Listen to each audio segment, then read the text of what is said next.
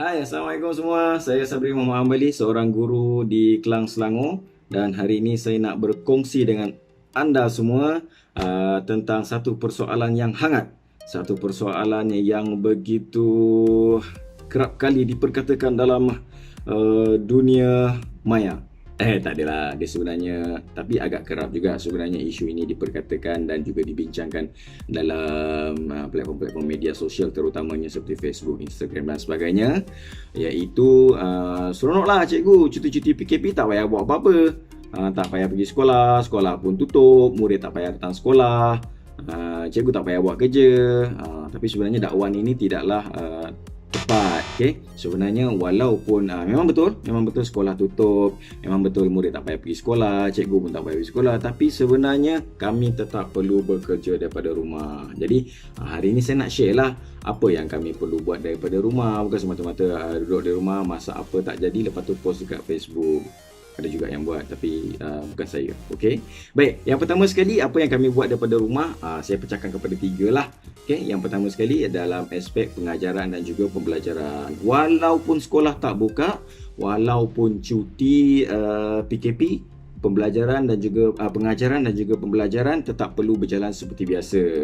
Jadi ada beberapa medium yang digunakan untuk menyampaikan ilmu ni. Yang pertama sekali, saya perkenalkan Google Classroom. Tapi saya rasa semua dah kenal kot. Sepanjang tempoh cuti PKP ni mesti lebih kenal tentang Google Classroom. Baik, sedikit tentang Google Classroom ni. Google Classroom ni sebenarnya diperkenalkan oleh kerajaan untuk menggantikan Frog VLE. Ia sebenarnya adalah satu platform pembelajaran online, pelantar pembelajaran secara maya yang diperkenalkan oleh kerajaan pada bulan Julai kalau tak silap saya, pada tahun 2019. Jadi baru lagi lah.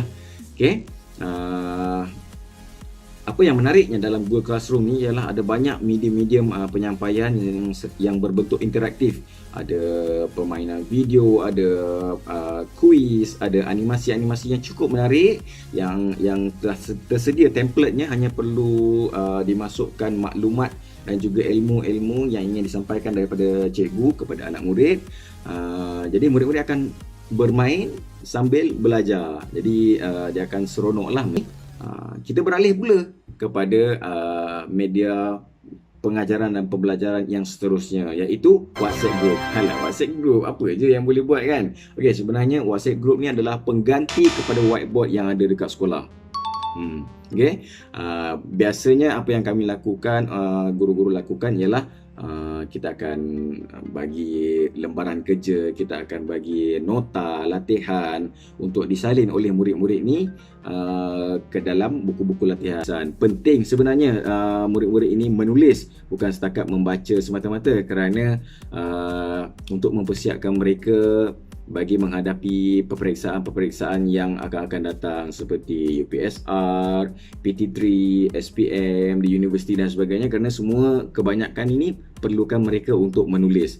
Jadi asas kepada kemahiran menulis tu perlu juga untuk dilatih.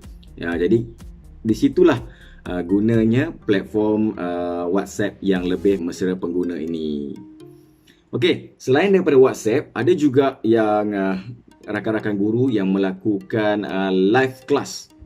Live FB, bukan live masak je macam Sugu macam Puan Sugu dan suaminya buat live masak, tapi ada juga buat live class sebagaimana yang dilakukan oleh senior saya ni beropaan. Cikgu Farhan. Kita tutup bahagian pengajaran dan pembelajaran. Sekarang kita beralih kepada bahagian pentadbiran. Untuk pengetahuan semua, di sekolah kita ada 3 bahagian ataupun 3 unit yang utama, iaitu unit co-curriculum, unit curriculum dan juga unit hal ehwal murid. Ketiga-tiga unit ni perlu menjalankan mesyuarat sekurang-kurangnya 4 kali dalam tempoh setahun, walaupun dalam tempoh cuti PKP.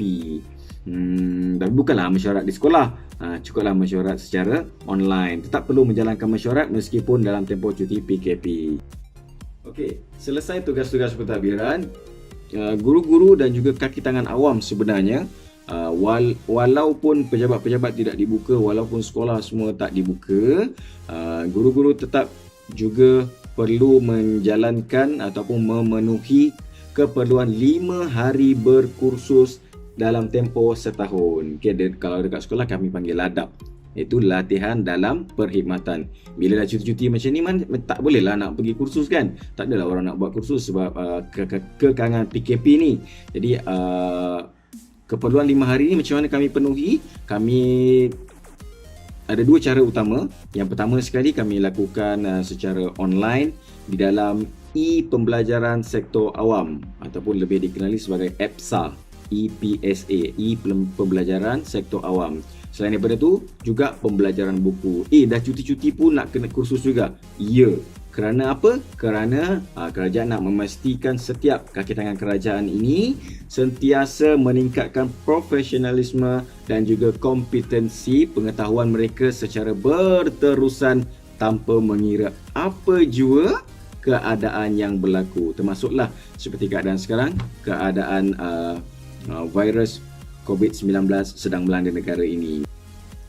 Baik, itulah dia sedikit tentang tugasan-tugasan ataupun kerja-kerja yang perlu dilakukan oleh seorang guru sepanjang tempoh cuti PKP. Walaupun sekolah tak buka, walaupun tak perlu datang ke sekolah dan sebagainya, tugasan-tugasan, tugas-tugas mengajar, tugas-tugasan pentadbiran tetap perlu dijalankan dan tetap perlu dilaksanakan.